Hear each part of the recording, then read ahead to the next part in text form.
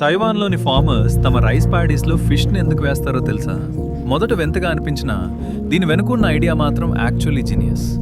Rice fields వెచ్చగా తక్కువ లోతులో ఫుల్ ఆఫ్ వాటర్తో ఉండడం వల్ల పెస్ట్స్ మరియు వీడ్స్ స్ప్రెడ్ అవడానికి ఇవి పర్ఫెక్ట్ ఎన్వైరన్మెంట్. నార్మల్లీ తమ క్రాప్స్ హెల్తీగా ఉంచడానికి ఫార్మర్స్ కెమికల్ పెస్టిసైడ్స్ మరియు ఫర్టిలైజర్స్ పై ఆధారపడతారు. కానీ కెమికల్స్ యూజ్ చేయడానికి బదులు చాలామంది థాయ్ ఫార్మర్స్ తిలాపియా మరియు క్యాట్ ఫిష్ లాంటి ఫిష్ని ఆ ప్యాడీస్లో వదులుతారు. ఈ ఫిష్ ఇన్సెక్ట్స్, వీడ్స్ మరియు మాస్కిటో లావేలను కూడా తినేసి ఆ రైస్ ఫీల్డ్స్ని న్యాచురలీ క్లీన్గా ఉంచుతాయి. ఎన్నో బెనిఫిట్స్ ఇవ్వడం వల్ల ఈ మెథడ్ థాయిలాండ్లో చాలా పాపులర్ అయింది.